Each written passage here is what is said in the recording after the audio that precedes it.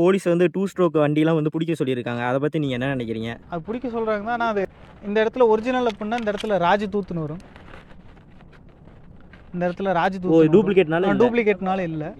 ஆனால் TVS maths 100 வரல. இதுக்கு ஆப்போசிட்டாக சோகன்னு விட்டாங்க. ஒரு 4 ஃபில்டர் வச்சு அதில் ஒரு ஃபில்டர் வந்துட்டு 6 ஹோல்ஸ் போட்டு, அப்புறம் மறுபடியும் வந்துட்டு என்னாச்சுன்னா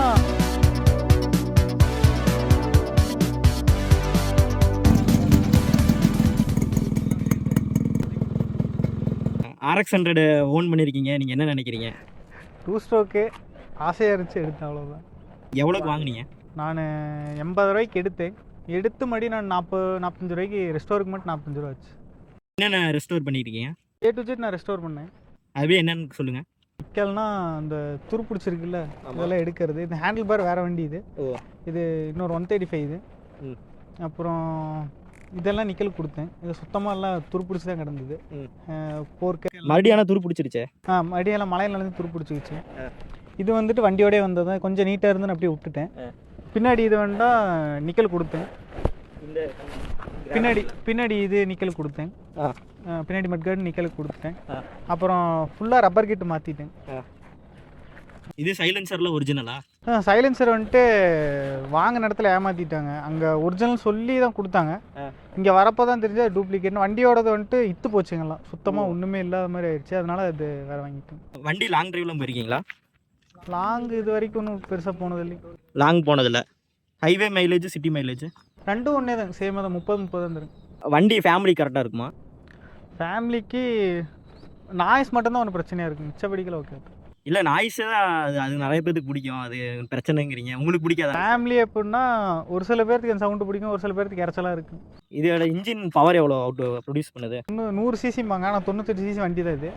சிலிண்டர் பார்த்தீங்கன்னா இப்போ G1 இருக்குது. ஃபஸ்ட்டு Y2 இருந்தது, நான் G1க்கு மாற்றிருக்கேன். அப்படின்னா அதாவது அந்த இயரோட இது, அந்த இயருக்கான பேட்சிங் ஜென்ரேஷன் மாதிரி சொல்கிறது. இப்போது வெர்ஷன் 1 வெர்ஷன் 2 இருக்குல்லைங்க, இதுக்கெல்லாம் R15க்கு அந்த மாதிரி இது G1 G2 Y1 Y2 அந்த மாதிரி இருக்குது. Y1 Y2 அப்படின்னா அது கொஞ்சம் ரேர் மாடலு.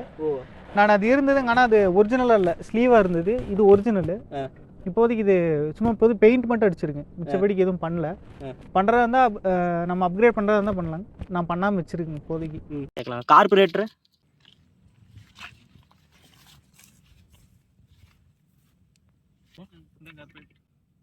இது ஒரிஜினல் ஜப்பான் கார்பரேட்டர்.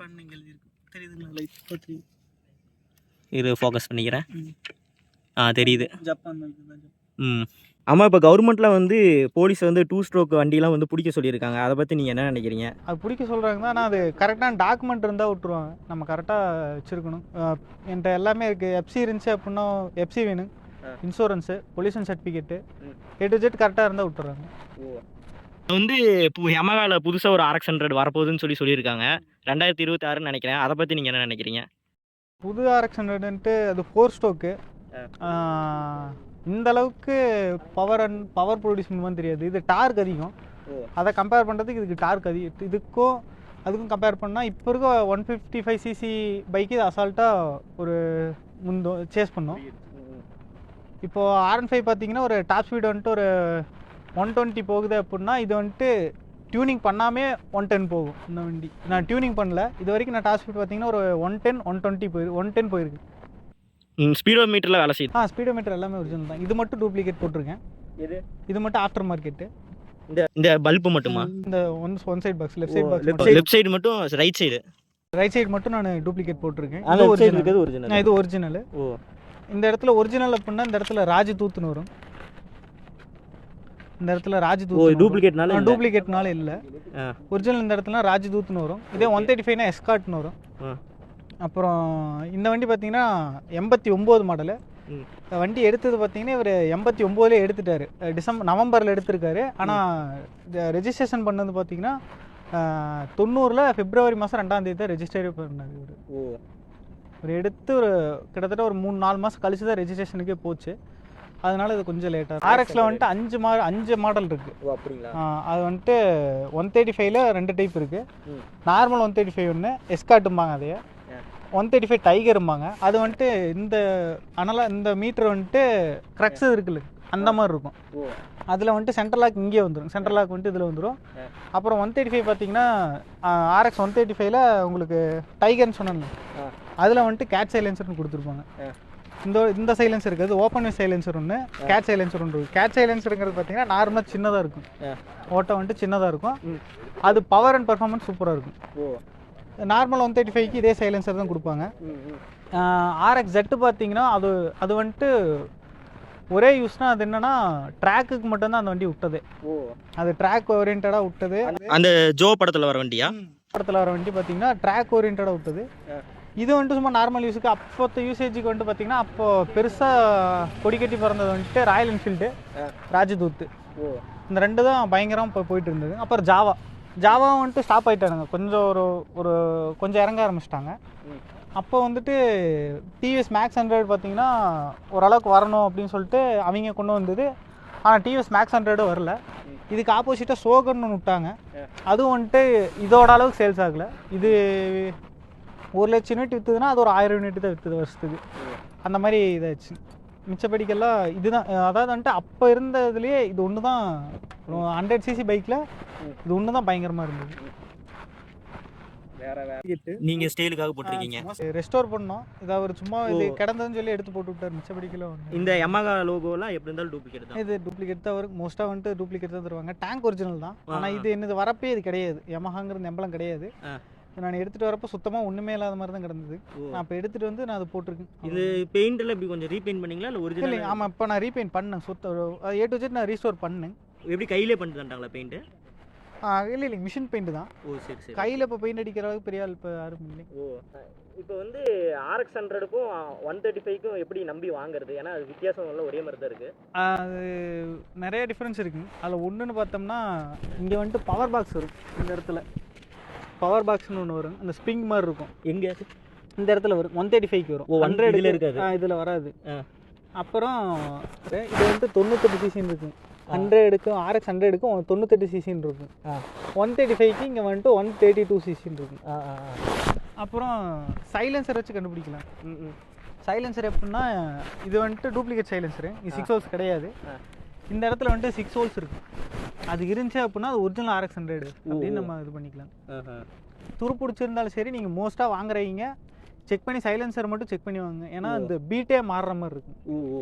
இப்போ இது வந்துட்டு நான் இந்த 100 சவுண்டு கொண்டு வரதுக்கு கிட்டத்தட்ட நான் இதுக்கு சைலன்சருக்கு மட்டும் கிட்டத்தட்ட ஒரு 2000 செலவு பண்ணியிருக்கேன். அதை நான் 2000 செலவு பண்ணேன். ஃபஸ்ட்டு வந்துட்டு டோட்டல் பாடி அறுத்து உள்ளே வந்துட்டு ஃபில்ட்ரு வந்துட்டு கிட்டத்தட்ட டூப்ளிகேட்டில் பார்த்தீங்கன்னா ஃபில்ட்ருங்கிறது உங்களுக்கு ஒரு 3 ஃபில்ட்ரு தான் இருக்குது. நான் ஒரு 4 ஃபில்ட்ரு வச்சு அதில் ஒரு ஃபில்ட்ரை வந்துட்டு 6 ஹோல்ஸ் போட்டேன். அப்புறம் மறுபடியும் வந்துட்டு என்னாச்சுன்னா மறுபடியும் சவுண்டு வந்துட்டு மேக்ஸ் 100 மாதிரி வர ஆரம்பிச்சிருச்சு. RX100 ஒரிஜினல் சவுண்டு எனக்கு அந்த ஒரிஜினல் டோனே கிடைக்கல. எனக்கு அந்த ஒரிஜினல் டோன் வேணும் அப்படின்னு சொல்லிட்டு நாங்கள் நிறைய பேர்த்துட்டு பார்த்தேன். இங்கே வந்துட்டு அதாவது ஈரோட்டில் பார்த்தீங்கன்னா உங்களுக்கு மோஸ்ட்டாக வந்துட்டு RX பார்த்தீங்கன்னா ஏமாத்துறதா ஆள் இருக்குது. ஸ்பேம் பண்ணுற RX வச்சு ஸ்பேம் பண்ணுற ஆள் ஏகப்பட்ட பேர் இருக்காங்க. நான் அப்படி ஒரு ஆள்கிட்ட மாட்டிட்டேன். ஒரு ஆள்கிட்ட மாட்டி கிட்டத்தட்ட எனக்கு இது சைலன்சருக்கு மட்டும் நான், அதாவது என்னோடய மொத்த செலவு பார்த்தீங்கன்னா சைலன்சருக்கு நான் ஒரு 1000 ரூபா இருந்தால் போதும், நீட்டாக அந்த வீட்டுக்கு கொண்டு வந்திருக்கலாம். ஆனால் நான் கிட்டத்தட்ட 2000 ரூபா பக்கம் போட்டு அப்புறம் தான் கொண்டு வர மாதிரி இருந்தது. ஃபஸ்ட்டு ஒருத்தர் ஏமாற்றிட்டார். அவர் வந்துட்டு எதுவுமே பண்ணல, ஃபில்டர் மட்டும் வச்சு வெல்டு பண்ணி கொடுத்துட்டாரு.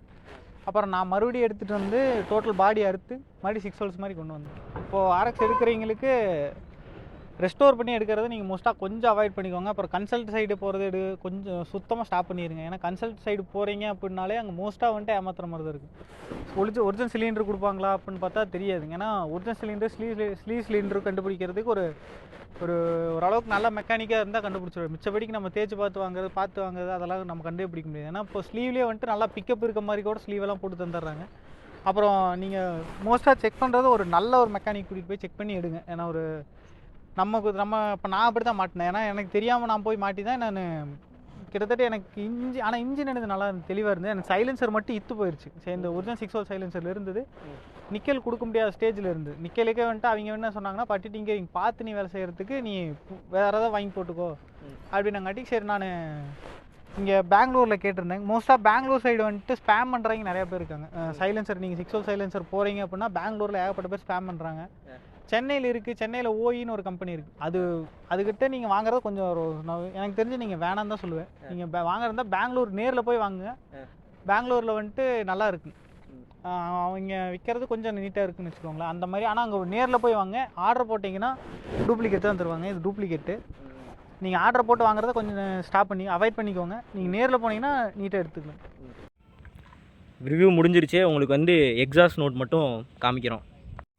ஸ்டார்ட் பண்ணு.